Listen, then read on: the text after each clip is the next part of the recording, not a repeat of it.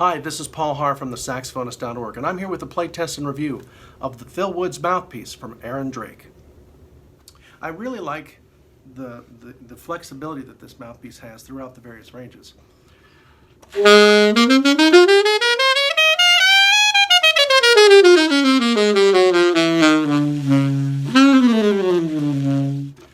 Very easy to subtone, very easy to get a variety of tone colors. So you can go bright,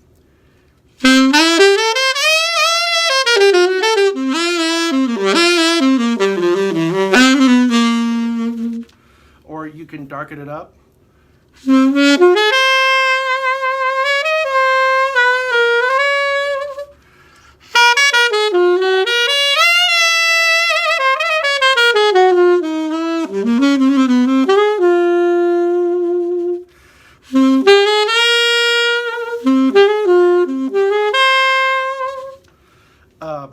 You can go into the altissimo fairly easily.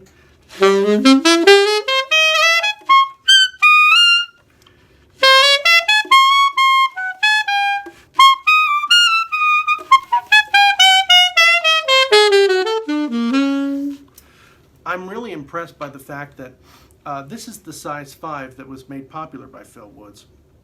And I'm really impressed that I can play this in any setting. I can play it in a small group setting. I can even play it with a horn band. I can even play it playing lead alto and it'll still cut. It has a tremendous sense of warmth and complexity, but an immediate attack.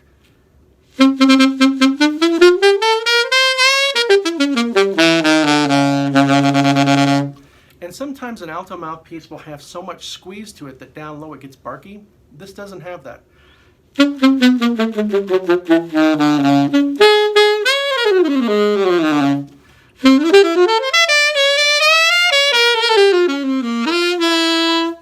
I just absolutely love the response.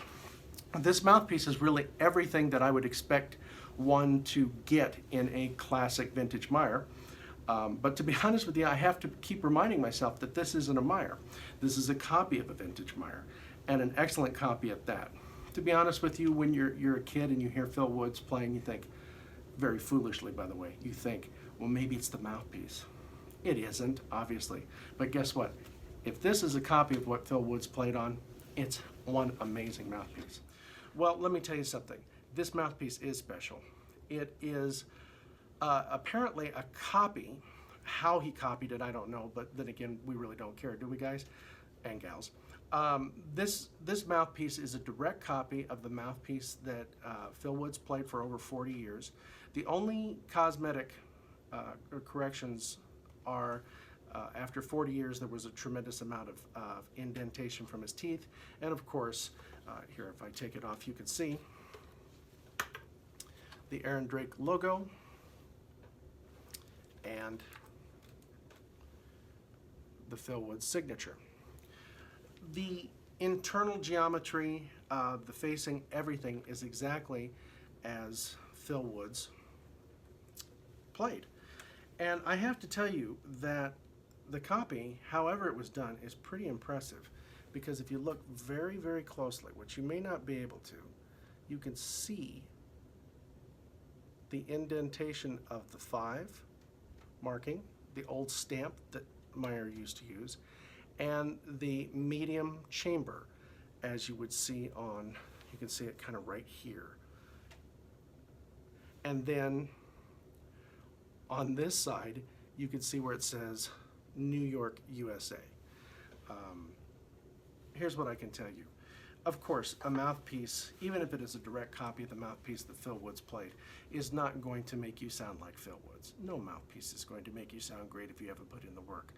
But if you do know how to play the alto saxophone, and I'm going to be honest with you, I'm not an alto saxophonist, but I'll tell you, playing this mouthpiece, I sure would like to be.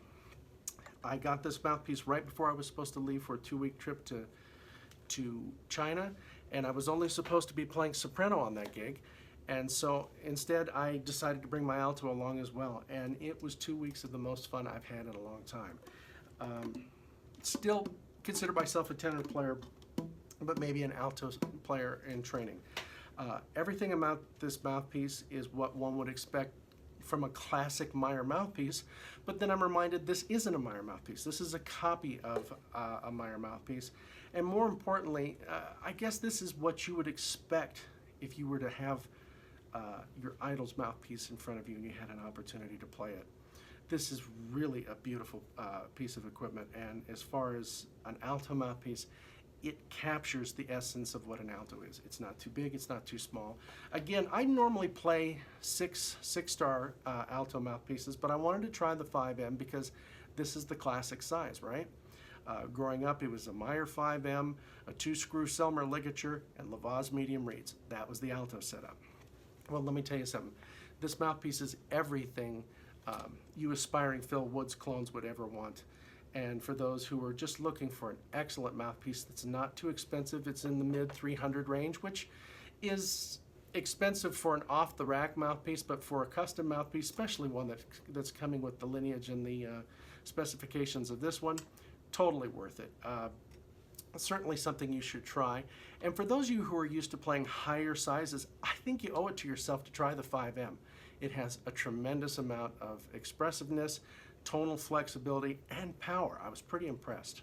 So you should check this out. And if you would like to check out the complete written review, you can go to www.thesaxophonist.org and check it out, as well as other interviews, features, you name it, videos. There's so much great stuff. You want to make sure that you check it out.